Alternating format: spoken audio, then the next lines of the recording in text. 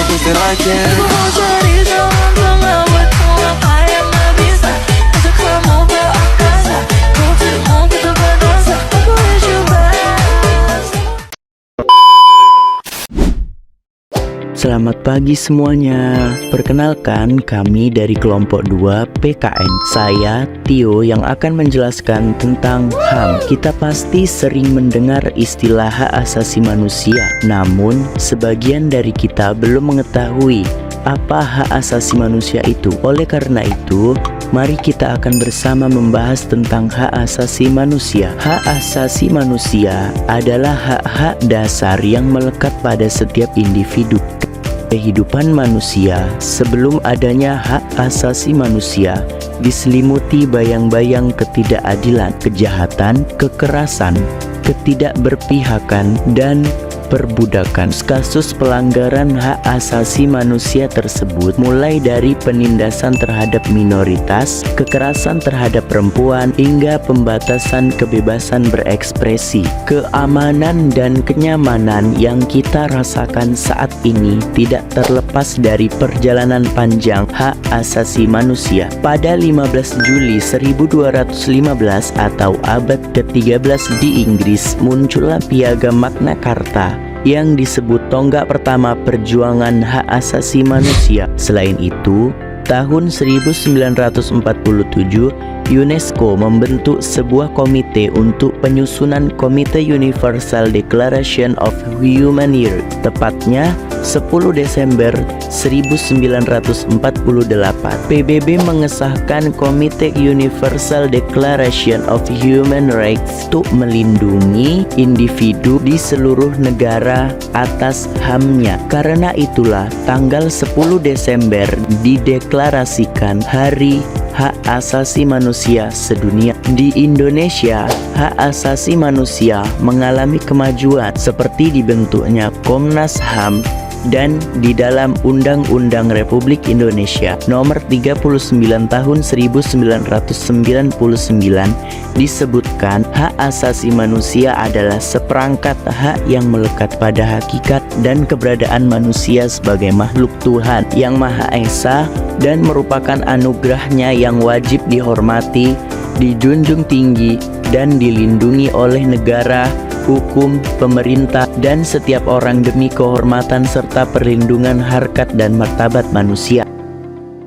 Namun, dalam beberapa kasus ada juga yang melakukan pelanggaran hak asasi manusia. Ada beberapa faktor yang penyebab pelanggaran hak asasi manusia ini.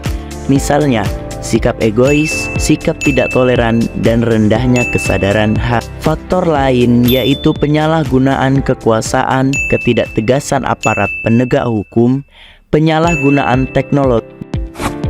Banyak kasus-kasus pelanggaran hak asasi manusia di Indonesia yang sampai saat ini belum ada kepastian dari pihak aparat hukum.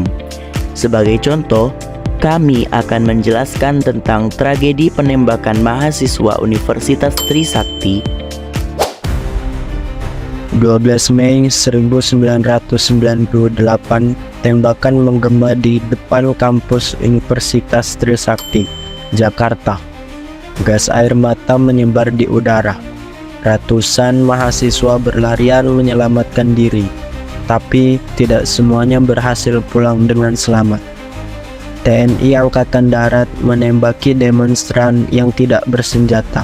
Elang Mulia Lesmana, Hafidin Royan, Heri Hertanto, Hendriawan Sie tewas tertembak dalam sebuah demonstrasi yang menuntut pengunduran diri Presiden Soeharto. Penembakan tersebut memicu kerusuhan dan gelombang revolusi nasional yang menyebabkan pengunduran diri Soeharto di akhir bulan yang sama.